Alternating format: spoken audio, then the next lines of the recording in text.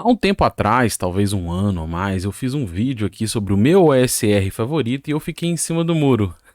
Eu peguei um monte de sistema e falei que eu gostava desse amálgama pra gente ir pegando ideias de um lado e do outro, que eu gostava desse intercâmbio, né, dessa hibridação possível que a gente pode fazer com esses muitos sistemas que interagem nesse chassi de regras. Mas agora a gente vai falar um pouquinho com maior profundidade nisso.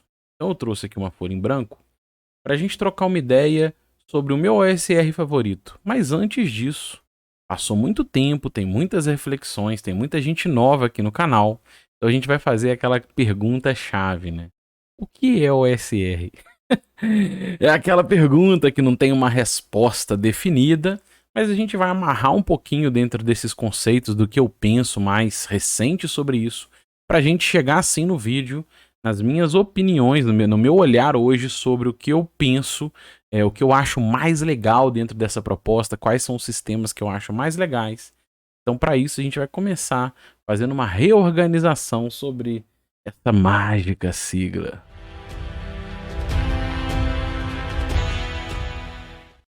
Salve aventureira, salve aventureiro, bom dia. Eu sou o Kiral e hoje a gente vai trocar esse XP aqui leve, né? Pra gente, tem muita gente nova chegando no canal, tem um novo olhar que eu tenho sobre isso no hobby. Então a gente vai regenerar isso aqui pra eu falar agora de vez, dando a minha visão, né? O meu gosto principal sobre a OSR. Então a gente vai começar reorganizando, né? O que é a OSR? O que é essa sigla?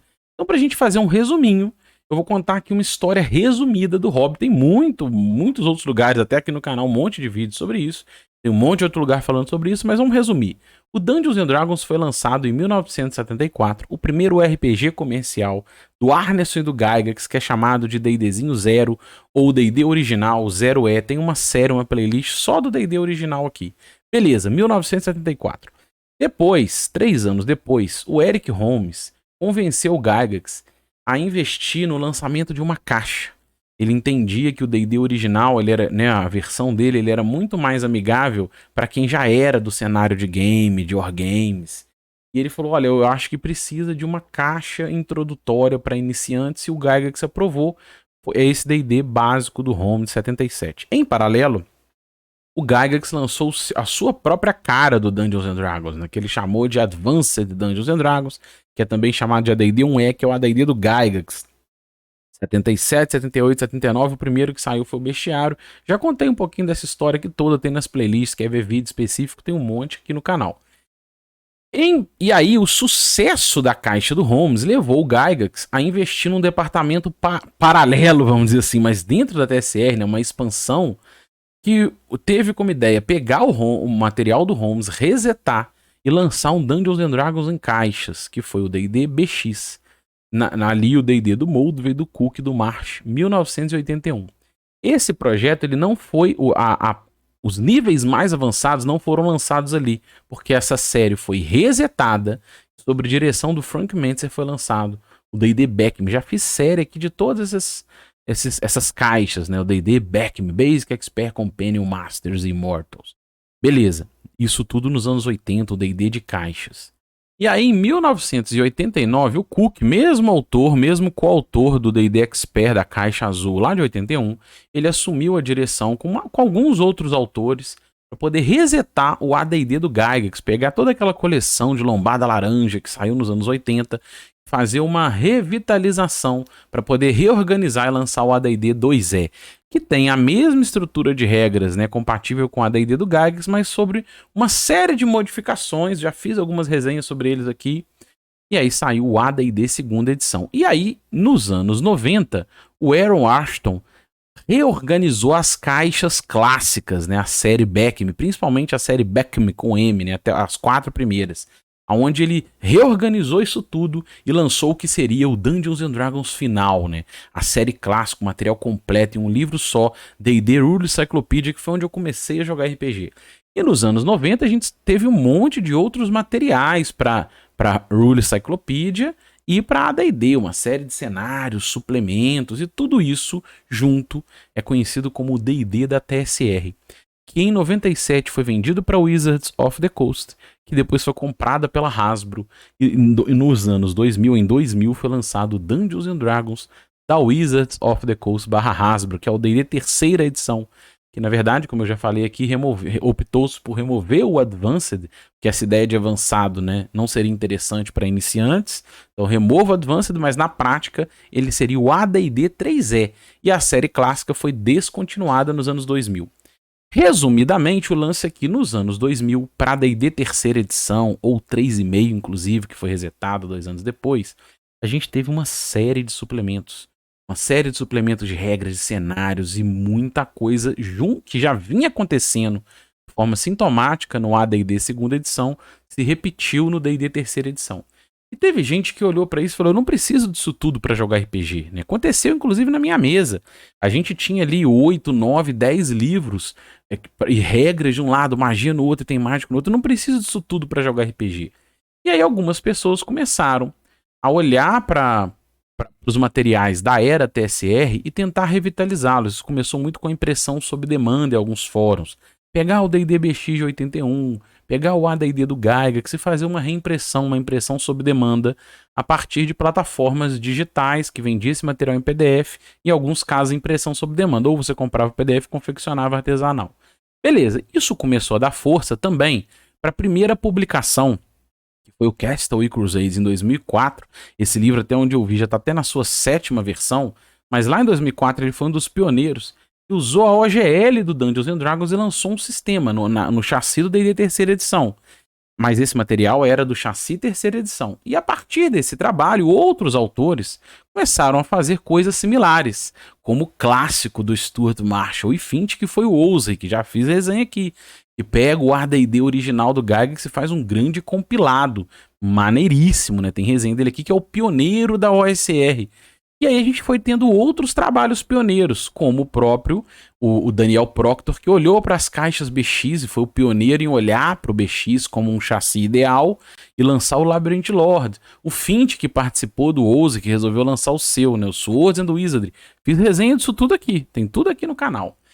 E esses lançamentos de retroclones, materiais compatíveis, reimpressões, né, novos sistemas usando as mesmas regras, como olhar para o Dungeons & Dragons original e aquela jogabilidade, e você ser um personagem, um jogo com alta letalidade, desafiar mais jogador que a ficha, isso foi amadurecendo o que é chamado do movimento OSR, Old School Revival, ou Old School Renaissance, que tinha, né, foi montado de maneira amorfa, em sistemas diferentes, mas dessa era da TSR, e tinha alguns alicerces, como tentar desafiar mais quem estava jogando do que a ficha, ficha simples, um jogo com alta letalidade, personagens ordinários, um resgate ao apêndice N, a proposta de espada e feitiçaria, e toda essa proposta de fantasia clássica, de fantasia sombria, começou a amadurecer o movimento da OSR. Beleza.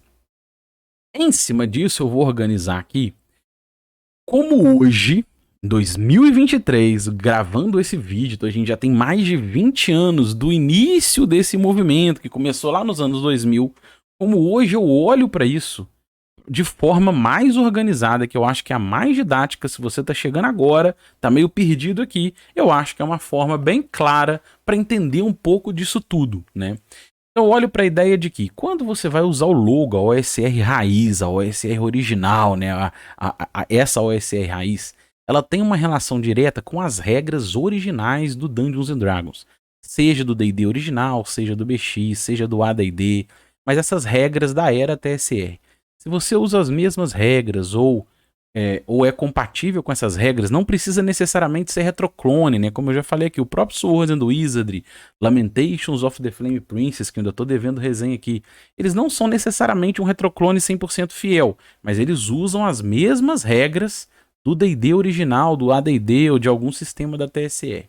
Nesse caso, eu entendo que esse caso do logo é OSR raiz, que eu vou chamar aqui do logo OSR. Existem outros sistemas que seriam a segunda geração da OSR, começaram a ser lançados de maneira adjacente, né? Eles são filhos são produtos, sistemas que são frutos do movimento, mas que não têm a mesma compatibilidade de regras. Em alguns casos, há até possibilidade de fazer ajustes, mas não são as mesmas regras. A gente tem como exemplo o próprio Castaway Crusades, que foi um dos pioneiros, mas a gente tem o Dungeon Crawl Classics o Arcana Primária e uma série de outros sistemas que têm interação com a ideia do movimento, têm interação com o D&D original, com o Apêndice N, mas não usam as mesmas regras. E começou mais recentemente, de 1 ou 2 anos para cá, amadurecer uma nova sigla, que é a NSR. O que é essa sigla? É a New School Revolution. O que a galera, né, esses autores começam a fazer? Eles começam a pegar esse espírito de regra leve, e aí muito mais leve, né? Regra, às vezes é uma mecânica central pontual. A regra leve, aquele espírito de alta letalidade, desafiar jogador, mas trazem algumas roupagens em comum, que é normalmente um cenário de fantasia bizarra e uma jogada de cores, né? Transformar o produto numa arte. A gente tem, por exemplo, Ultraviolet Glassland, Into the Odd, que a gente já fez resenha aqui no canal, fiz uma entrevista com o Felipe, né, que conhece, joga o sistema, tem aqui no nosso XP da vez, e o Morkborg, que eu também já resenhei aqui. O que esses sistemas têm em comum? Eles têm jogadas de cores, transformar o próprio livro numa arte, né, essa ideia, e regras leves, né, sistema de alta letalidade, normalmente uma classe só, tem essa pegada quase caminhando até para o minimalismo, né. E auto-intitulado New School Revolution. A galera tá se chamando assim, eu acho que é legal, né? Tudo isso tá empacotado num conjunto que eu vou colocar entre aspas, olha lá, é o conjunto da grande OSR. Eles são frutos, né? A galera interagiu e é fruto desse movimento, mas foi emancipando para as adjacências ali, né? E há um alicerce em comum, né? Essa parte em comum, a correlação é que há espíritos dentro da escola clássica, do estilo old school, apêndice N, textura, né? Acessibilidade. Normalmente a proposta envolve um pouco disso em muitos casos. Só que, na minha visão, dentro disso, eu prefiro colocar o logo. Quando você vai colocar o logo OSR, eu gosto de olhar para isso e entender que você está usando as regras, né, estrutura dos Dungeons and Dragons lá da TSR, AD&D ou D&D.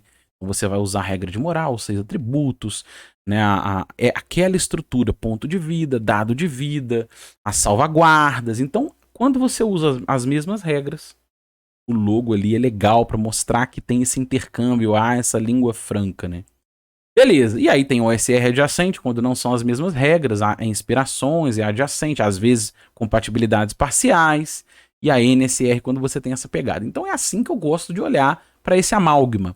E por que eu tô fazendo essa salada toda aqui? Para a gente poder reorganizar pensamento, para poder compartilhar com vocês como eu penso hoje essas siglas, né? Para entender melhor.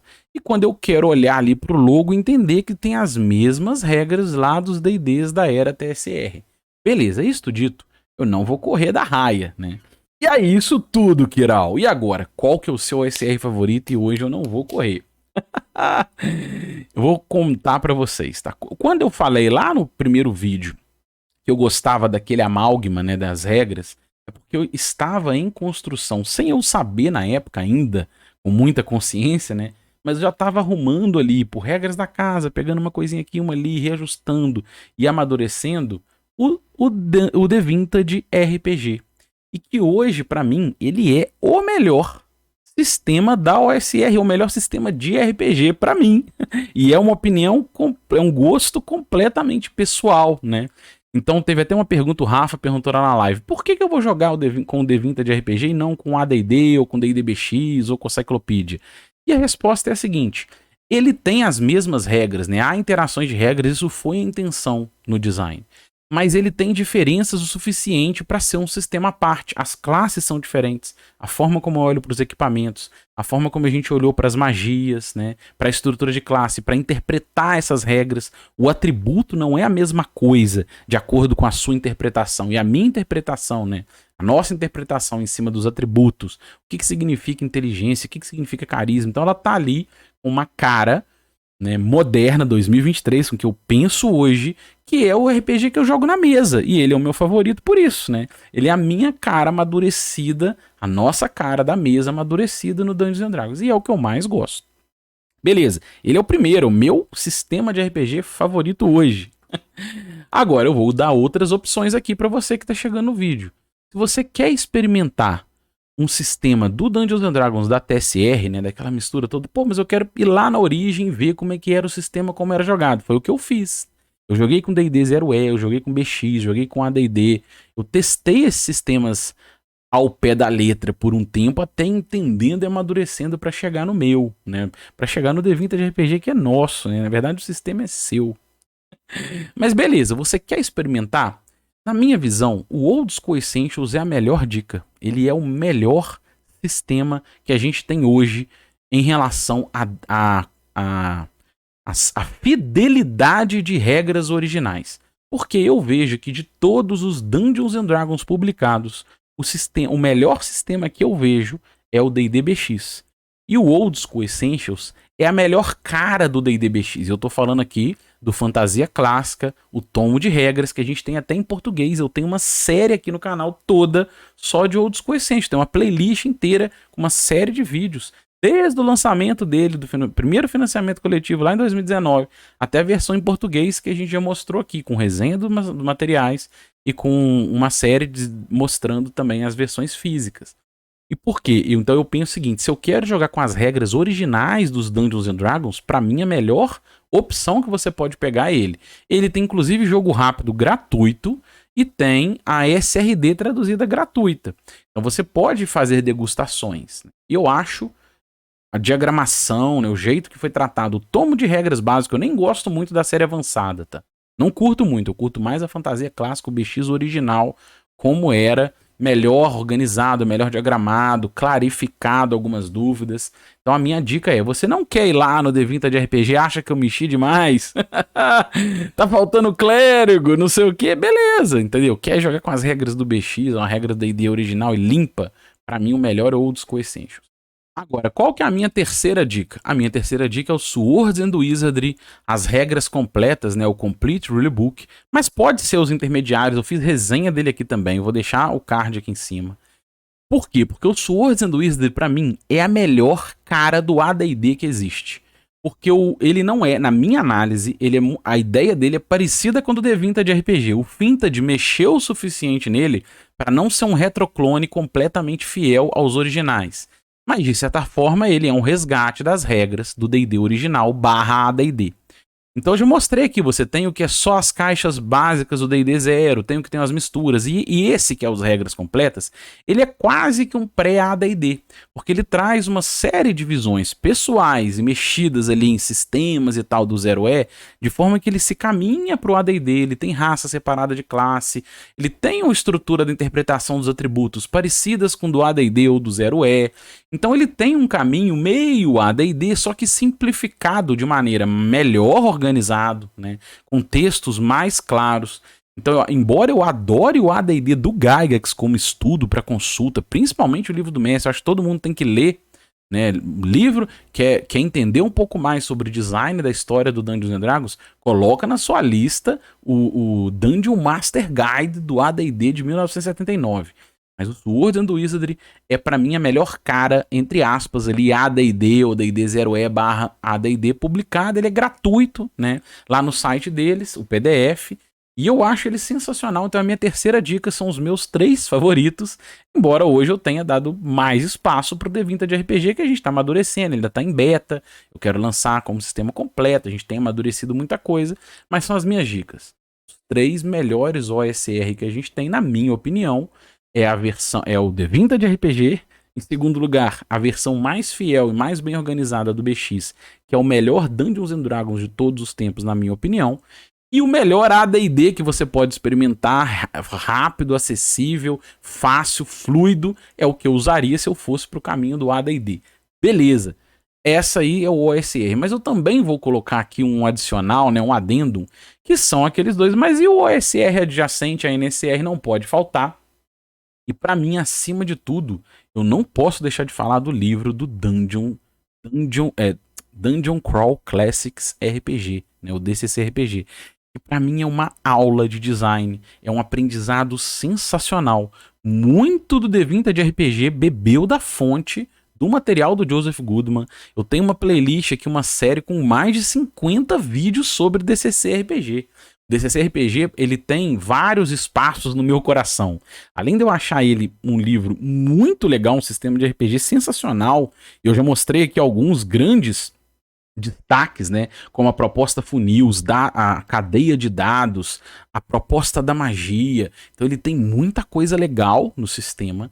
Ele é uma aula de design e ele foi também a porta de entrada que em 2017 me fez abrir a cabeça para isso aqui, né? Para o próprio movimento OSR, para entender melhor, para seguir conteúdo, para começar a entender e explorar. Eu joguei DCC por mais de anos, mestrei DCC por mais de ano. E aí eu resolvi desenvolver, porque eu gosto mais da raiz original do D&D, o jeito do D&D, mas o DCC é para mim uma aula e ele é o meu OSR adjacente favorito. Se eu não fosse jogar D&D, as regras, né, raiz do D&D original, D&D BX, que é o D20 de RPG, se eu não fosse jogar com esse jeito, eu quisesse outras propostas, para mim é o DCC. Eu adoro o DCC e é um sistema que eu ainda, de vez em quando, a gente pega para jogar, né? Eu adoro cadeia de dados, adoro a proposta de sorte que ele traz. É o apêndice N Pulp, sensacional.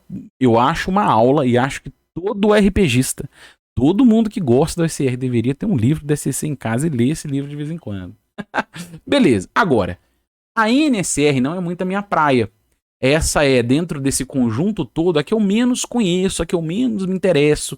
Eu tenho um pouco de dificuldade de ler esses livros com um monte de cor diferente, letra diferente. Eu não gosto muito desse lado, mas do que eu já vi, e eu vi muito raso, o que eu mais me interessei foi o Morkborg. Eu gostei do Morkborg, eu tenho o livro aqui, fiz resenha aqui no canal. Se você quiser ver, pode dar uma olhadinha lá. Eu gosto do Morkborg, mas eu não vejo nada demais nele em relação ao que eu já jogo no D20 de RPG. Eu não vejo motivo de não usar o D20 de RPG. Por que eu vou usar? Entendeu?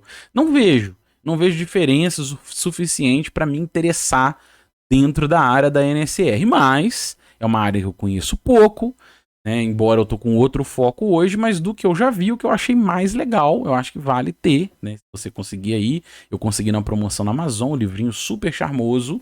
Rápido também, um sistema simples, ágil, só tem uma classe, né? Isso é legal também, todo mundo começa ali com uma classe. Eu acho bacana você, né? Se você quer dar uma olhada na NSR e tal, dá uma olhada em alguns. Não gostou, não acho que o DCC é um livro grande demais e não gosta das regras originais do Dungeons and Dragons, uma alternativa legal é ir para um dessas opções e a minha indicação hoje é o Morkborg. E é isso, essa é a proposta desse vídeo. Se você gostou, se inscreva aqui no canal, deixa um joinha, compartilhe e acima de tudo comente. Falei um monte de besteira, não gostou de nada disso? Gosta de D&D quinta edição, rolar dado o tempo todo, teste de atributo? O importante é a gente trocar XP. Um abraço e até o próximo vídeo.